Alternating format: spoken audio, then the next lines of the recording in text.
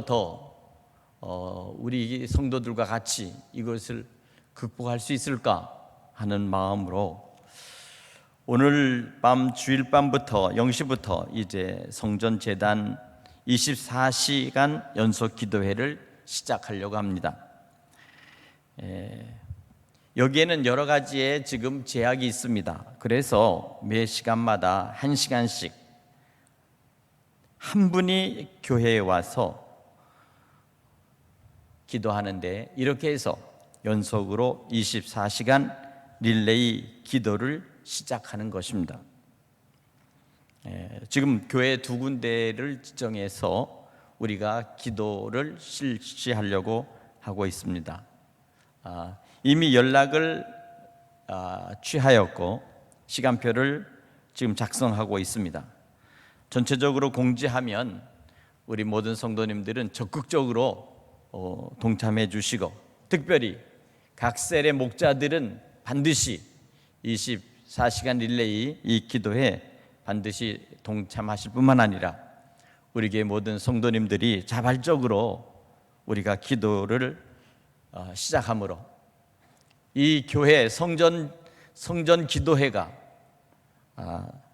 끊이지 않도록, 주의 제단의 불을 끄지 않도록 우리가 함께 같이 힘써야 되겠습니다. 오늘 이것을 위해서 우리 같이 동참해 주시기를 간절히 여러분들에게 말씀을 드립니다. 여러 가지 제약도 있고 여러 가지 지금 아직 코로나 바이러스라고 하는 여러 가지의 위험성도 있지만, 그러나 한 분이 1시간씩 교회 성전에서 기도하는 것은, 이것은 결코 위험한 일이 아닙니다. 그리고 결코 이것을 두려워할 필요도 없습니다. 우리는 이와 같은 일을 함으로 계속해서 교회 예배에, 그리고 교회가 기도가 끊이지 않도록 우리가 기도의 줄을 놓쳐서는 안 될 줄로 믿습니다. 특별히 또한 제가 여러분들과 같이 이제 성경을 읽어주는 목사님이라는 프로그램을 만들어서 하루에 시편 5장, 잠언 1장씩, 그래서 내일 아침 오전 9시부터 이제 그것을 함께 같이 성도들과 같이 말씀을 읽는 시간을 갖도록 동영상으로 이제 송출을 할 것입니다. 우리 모든 성도님들 가정에서 이제 그 시간 말씀을 펴고 저와 함께 같이 말씀을 읽음으로 말미암아 우리가 매일매일 말씀을 가까이 하고 함께 같이 기도하며 우리가 우리 신앙생활을 유지할 수 있도록 그렇게 하도록 해주시기를 부탁을 드립니다. 먼저 우리는 이 시대를 바라보면서 시대적인 징조에 대해서 살펴보고자 합니다. 이 코로나 바이러스 19의 병유군이 급속적으로 퍼져나가는 이 세계적 말적 현상 속에서 과연 우리는 무엇을 해야 이 병유군으로부터 빠져나올 수 있을까 하는 것입니다. 이 병은 중국 우한 바이러스 실험실에서부터 시작되었다는 사실을 우리는 익히 알고 있습니다. 중국 시진핑 주석은 중국몽이라고 하는 꿈의 야망을 가지고 이제 나라를 건설하며 1대1로라고 하는 그런 목표로 중국에서부터 유럽으로 철도를 놓고 지금 그와 같이 나라를 건설하고 있습니다. 나라를 건설하는 것과 한편 또한 한 가지 큰 문제는 바로 기독교인들을 통제하고 있다는 사실입니다. 교회가 핍박을 당하고 있습니다. 모든 기독교의 교파를 중국 삼자교회로 통일시키고, 그리고 삼자교회에서 예배를 보도록 그렇게 지금 지시를 내린 것입니다. 이것에 반대하는 종교인이나 교회는 예배를 금지시켰습니다. 중국의 여러 기독교의 형태가 있습니다. 중국 공산당에 소속되어서 지시받는 삼자교회가 있고, 그 밖에 지하교회가 있고, 여러 모양의 선교사들이 이끌어가는 각 교회가 있었습니다. 엄연한 종교의 자유가 있음에도 불구하고 또한 150년 전부터 선교사회들이 중국에 들어와 세운 수많은 교회와 교인들이 있는데 이것을 하나로 묶어 통제하려고 한 것입니다. 특별히 삼자교회에 내려진 중국 공산당의 지시 속에서 목사가 해서는 안 될 그러한 지침들이 있습니다. 그것은 바로 요한계시록, 그리고 구약에 있어서 여러 에스겔이나 여러 가지의 성경의 말씀들은 절대로 설교에서는 안 된다는 이러한 지침들이 있습니다. 이것을 어기고 목사가 설교하면 그 목사는 목사직을 박탈당하고 그 예배당은 그날로 폐쇄시키는 강압적인 방침으로 삼자교회를 통치하고 있습니다. 중국의 모든 교회가 이렇게 하는 이러한 상태에서 많은 교회가 이것에 따르지 않고 반대했습니다. 거기에 반대하는 교회들은 포크레인으로 교회 자체를 아주 파괴해버렸고, 그리고 교회가 파괴되면서부터 거기에 있는 모든 교인들이 뿔뿔이 흩어질 수밖에 없고 예배 처소가 사라졌습니다.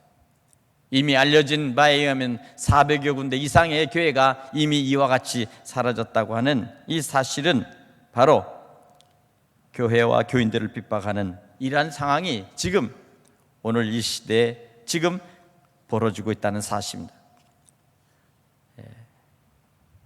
그뿐만 아니라 해외에서 파송된 수천 명의 선교사들이 이제 추방해서 본국으로 귀국된 것입니다. 작년 한 해만 해도 한국에서 중국으로 파송된 한국 선교사들이 수백 명이 추방이 되었습니다. 이것은 현실입니다. 그러한 상황 속에서 중국 우한 바이러스 실험실에서부터 시작된 이 코로나 바이러스는 지금 세계 곳곳으로 확산돼 가고 있는 것입니다. 과연 이러한 일이 과연 우연이라고 할 수 있을까? 분명히 거기에는 무언가 뜻이 있음을 우리는 간파해야 합니다. 하나님을 거역하고 교회를 핍박하고 그리고 백성들의 인권을 압박하는 정치 지도자에게 주는 하나님의 경고라는 사실입니다. 우리는 이것을 주의 깊게 주시해야 합니다. 하나님은 살아계셔서 불꽃 같은 눈으로 감찰하시며 모든 나라와 열방을 통치하시는 하나님이십니다. 오늘 본문에 있는 이 말씀은 시드기야가 왕이 된 지 11년 되는 주전 BC 588년 바벨론 느부갓네살 왕이 예루살렘을 포위하고 있었던 바로 그 당시, 바로 그때에 기록된 것입니다. BC 586년 8월 15일 날 예루살렘이 함락을 당했으며 결국 시드기야는 두 눈이 뽑힌 채 결박되어 바벨론에 끌려가 그곳에서 여생을 살게 되었고 죽었습니다. 바로 그 어간, 오늘 이 BC 586년 함락되기 바로 그 직전에 하나님의 음성이 두 번째 에레미야에게 임하시고 그때 상황 속에서 에레미야 32장부터 기록을 우리는 찾아볼 수 있습니다. 왕국에는 왕의 제사장인 하나냐는 느부갓네살의 멍에를 꺾어버릴 것이라고 예언했습니다. 이미 나라와 국력은 기울어져 가고 있었습니다. 먼저 백성들이 우상숭배로 타락하였고 관리들은 부정부패하여 재산을 축적하며 모든 사회는 도덕적 타락으로 진정한 정의와 공의가 사라졌습니다. 재판관들은 오직 자기의 이익을 위해 눈이 어두워 판결을 굽게 했던 것입니다. 이것이 바로 당시의 시대적 상황입니다. 거기에 전염병과 기근이 닥쳤고 결국 전쟁의 소식과 함께 예루살렘 성은 포위된 채로 2년 동안 성 안에서는 내분이 있었습니다. 끝까지 싸워서 적을 물리치자고 하는 그런 주전파와 느부갓네살과 화친하고 협력하여 살 길을 찾자고 하는 그러한 화해를 외치는 그러한 무리들로 나눠져 있었습니다.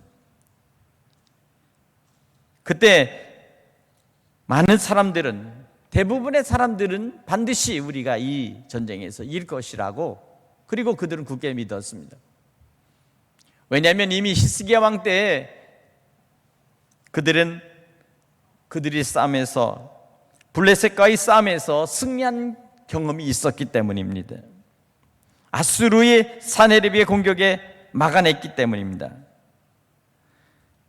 그렇기 때문에 우리는 끝까지 이 성을 수성하고 지키면 결국엔 언젠가는 저들은 물러갈 것이다 라고, 그렇게 하면서 우리가 저들에게 화해하고 저들의 속국이 되고 그리고 저들의 지배를 받는 것보다는 우리는 끝까지 싸우는 것이 낫다, 이렇게 그들은 주장하고 버텼던 것입니다. 오늘 그들의 생각, 당시에 에레미야는 그들과 생각이 달리했습니다. 왜냐하면 하나님께서 저들과 화해할 것이며 저들과 같이 나라와 백성을 살리라고 그렇게 말씀을 했기 때문입니다. 결국 에레미야는 나라를 팔아먹는 반역자로 낙인이 찍혔습니다. 왕궁 시대 뜰에 그들은 갇혀 있었던 것입니다. 바로 이것입니다. 오늘도 우리는 진실과 팩트를 우리는 꿰뚫어 보아야 합니다. 거짓과 소문이 난무하는 이때에 오늘 우리는 진실처럼 들리는 많은 소문과 일들이, 그것이 잘못된 것이요, 때로는 교회를 마녀사냥처럼 그렇게 여기면서 교회를 핍박하는 오늘의 현실을 바라보면서 우리는 오늘의 본문을 다시 한번 새기게 되는 것입니다. 하나님의 뜻은 반드시 이루어지는 것입니다. 에레미야의 사명은 사랑하는 조국이 하나님 앞에 범죄함을 인하여 바벨론에 멸망할 것이라고 이미 예고하고 있었습니다. 이 말을 선포해야 될 예레미야에게는 감당할 수 없는 어려움이 있었습니다. 더구나 예레미야처럼 유약한 성정을 가진 사람으로는 견디기 어려웠습니다. 그러나 하나님의 명령은 지엄했습니다. 그는 피하고 싶은 이 사명을 순종했습니다. 그는 나라가 이제 멸망할 것을 공적으로 예언함으로 말미암아 모든 백성들이 그를 미워하였고, 또한 모든 사람들의 그 질시를 그 홀로 몸으로 감당해야 했습니다. 말할 수 없는 모욕과 비난 속에서 홀로 고민하는 선지자였습니다. 왜 이 지경이 되었을까요? 왜 이스라엘 민족의 운명이 풍전등화 속에서 이와 같이 됐을까요? 그것은 바로 그 땅의 열조들이, 그리고 그 백성들이 저지른 범죄, 우상 숭배 때문이었습니다. 하나님을 떠난 것입니다. 오직 현실 속에서 충실히 살자고 하는 그들의 생각과 그들의 주장, 그 삶을 정당히 여겼던 것입니다. 오늘의 이 시대를 사는 우리는 어떻습니까? 하나님 없이도 살 수 있고, 또한 우리는 세상 속에서 우리가 열심히 노력하고 수고해서 우리는 물질을 쌓아두고 살 수 있다고 생각합니다. 오늘의 많은 사람들은 하나님이 없어도 살 수 있지만 돈 없이는 살 수 없다고 그렇게 얘기합니다. 그러나 성경은 경고합니다. 돈을 사랑하지 말라. 돈은 일만하게 뿌리요, 돈을 사랑하는 것은 곧 우상 숭배라고 말씀하고 있습니다. 오늘의 이 시대 속에서 모든 사람들이 다 돈 합니다. 마치 돈이 전부인 양 그렇게 생각합니다. 그러나 우리는 분명히 우리에게 주어진 이 하나님의 말씀 속에서 우리는 다시 한번 돈에 대하여 새로운 각성을 가져야 되는 것입니다. 누구나 돈 앞에서는 약해집니다. 왜냐하면 돈이 날마다 필요하기 때문입니다. 돈을 거부하는 것이 아닙니다. 또한 돈을 비난할 생각 없습니다. 그러나 돈을 따라가서는 안 된다는 것입니다.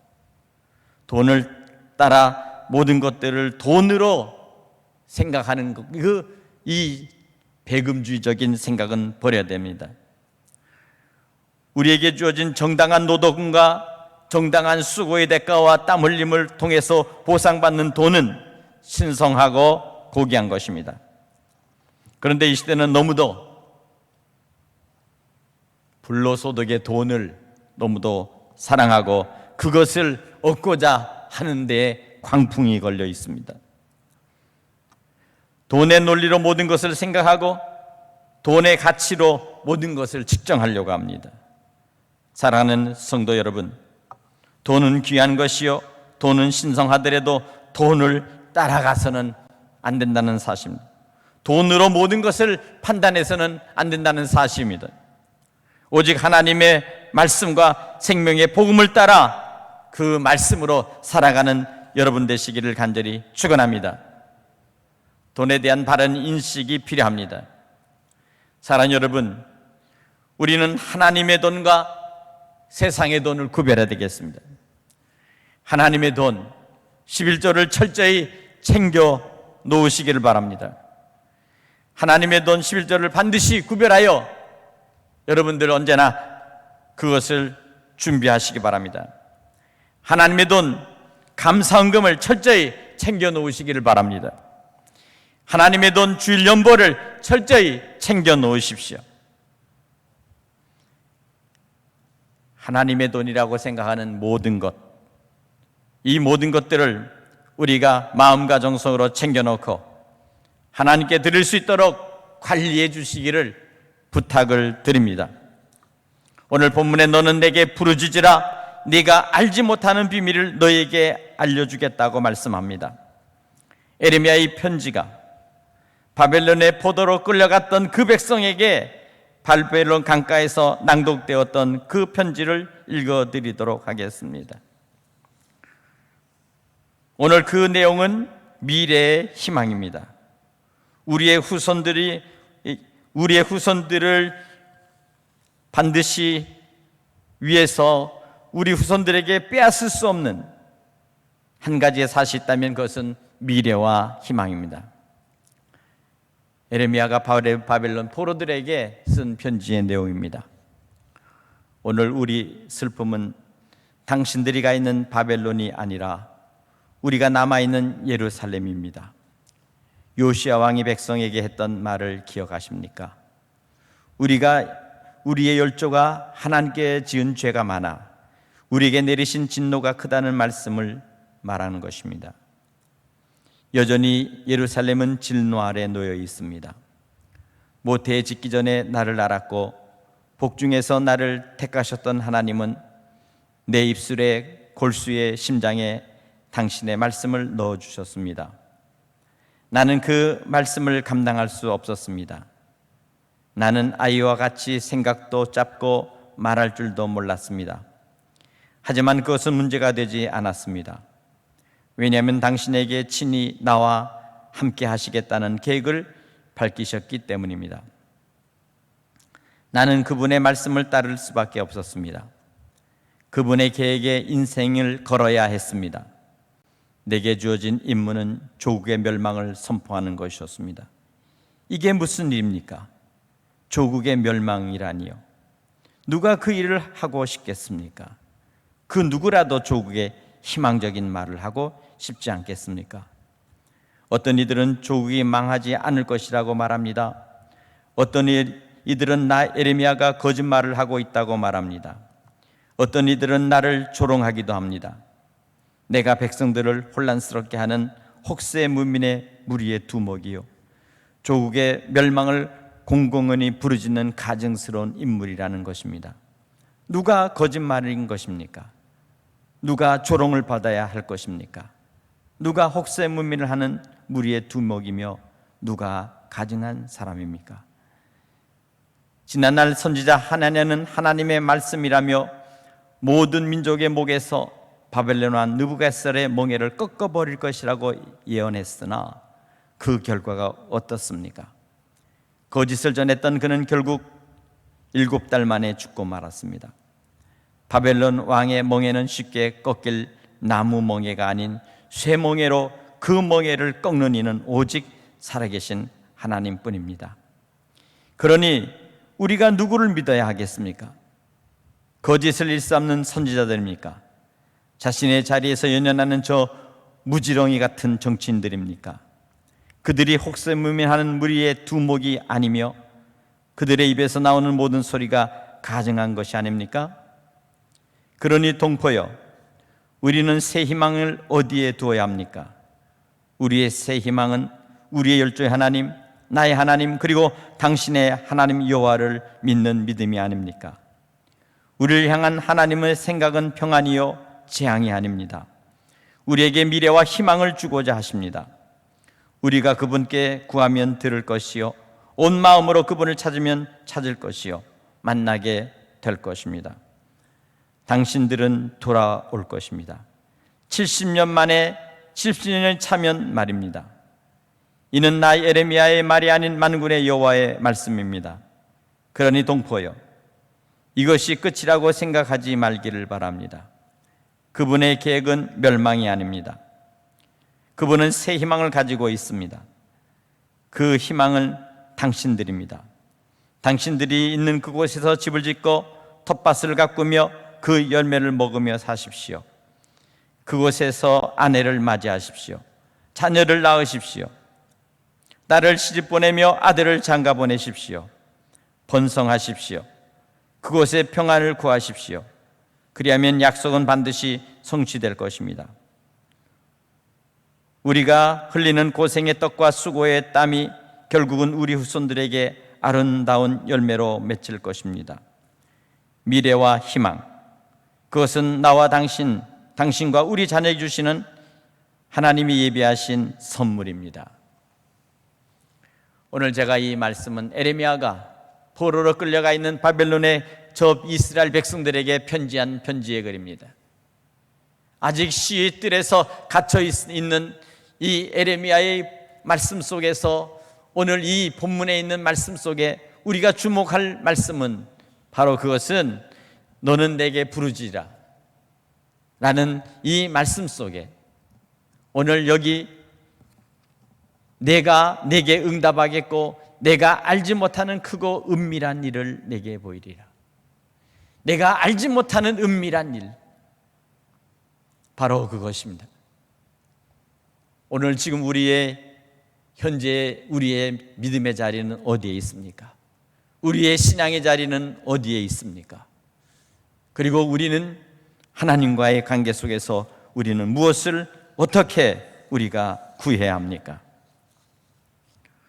바벨론에 끌려가 고생하는 그 노예들에게, 하나님의 백성들에게 하나님께서는 예레미야를 통해서 다시 저들에게 위로와 소망의 말씀을 하고 있습니다. 바로 진실은 이것입니다. 오늘의 우리의 교회가, 그리고 또한 주의 백성들이, 그리고 주의 목자들이 세상 속으로 비난을 받고, 그리고 어떠한 핍박과 환난과 그리고 모멸과 그리고 저들에게 모욕을 당한다 할지라도 진실은 바로 그것이라는 것입니다. 하나님의 말씀과 참된 진리, 그리고 그 속에 하나님의 은밀한 일이 바로 진실한 사실을 믿으시기 바랍니다. 지금 현재의 현실을 바라보지 못하고 우리가 하나님 앞에 범죄하여 회개치 못했던 지난날에 대한 값진 대가를 나중에서야 바로서 그 진실을 알고 하나님의 뜻에 바로 서게 된다는 것입니다. 지금 우리의 가는 이 길이 바로 바른 길입니까? 지금 우리가 서 있는 위치가 바로 여기에 있는 이 위치가 바로 서 있는 위치입니까? 지금 우리가 선택하는 이 선택이 바른 선택인가 하는 것을 우리는 생각해야 됩니다. 지금의 이 고난이 정말 우리가 견딜 수 없는 고난입니까? 앞으로의 우리에게 닥칠 이보다도 더 큰 고난이 우리에게 준비될지 우리는 누가 알 수 있겠습니까? 우리는 이 고난 앞에 자세를 바로 해야겠습니다. 그리고 우리는 부르짖어 기도해야 되겠습니다. 너는 내게 부르짖으라. 오늘 사랑하는 여러분, 오늘의 현실의 모든 일들은 바로 우리의 몫이지만 또한 이 일은 우리가 감당해야 될 우리의 삶의 영역이지만 미래는 하나님의 영역인 것입니다. 내 인생의 주인은 내가 아닌 하나님이심을 우리는 분명히 믿어야겠습니다. 고난은 하나님과 우리 사이의 새로운 관계를 형성하는 새로운 과정인 것입니다. 고난 중에서도 하나님의 때와 시간을 우리는 살펴보시기를 바랍니다. 지금의 우리의 잘못은 하나님을 떠나 우리의 삶의 모든 것들을, 세상 속에서 모든 것들을 안위를 찾고자 하는 그러한 불신앙에서 오는 것이요, 때로는 우리의 삶 속에서 하나님을 원망하고 불평하는 것입니다. 시간이 흐를수록 조바심은 나지 않습니까? 언제까지 기다려야 하나 하는 그러한 많은 그러한 의구심이 있습니다. 때로는 스스로 자포자기하는 그러한 삶 속에서 우리의 삶이 지금 게을러지고 있습니다. 그러나 하나님은 고난 가운데서 새로운 사람을 찾고 새로운 사명을 준비하고 계시다는 사실입니다. 그리고 내일의 축복을 예비하고 계십니다.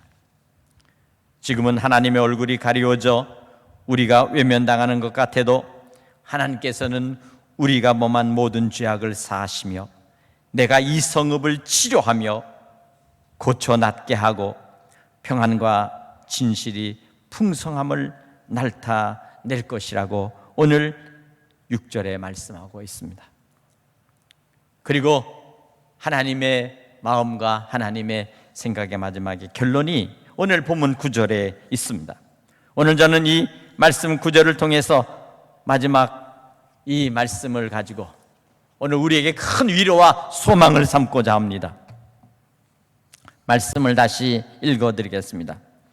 이 성읍이 세계 열방 앞에서 나의 기쁨의 이름이 될 것이요 찬송과 영광이 될 것이요 그들은 내가 이 백성에게 베푼 모든 복을 들을 것이요 내가 이 성읍에 베푼 모든 복과 모든 평안으로 말미암아 두려워하며 떨리라.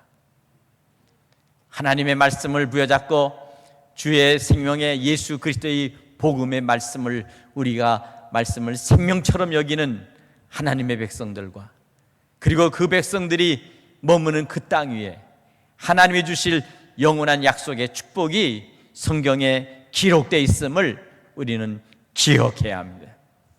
오늘 사랑하는 여러분, 오늘 지금의 우리는 이 코로나 바이러스로 인하여 마치 예루살렘 성에 포위되었던 그 백성들의 그 고초가 오늘의 현실 속에서 우리의 주변을 지금 감싸 안고 있습니다.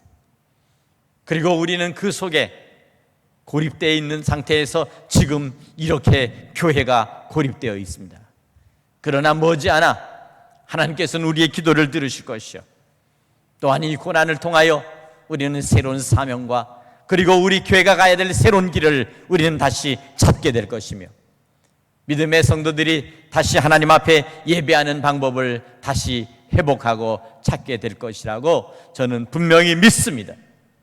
오늘의 이 시대, 오늘 우리는 가정에서 예배드리는 우리 많은 성도들의 마음속에 오늘 주신 이 말씀,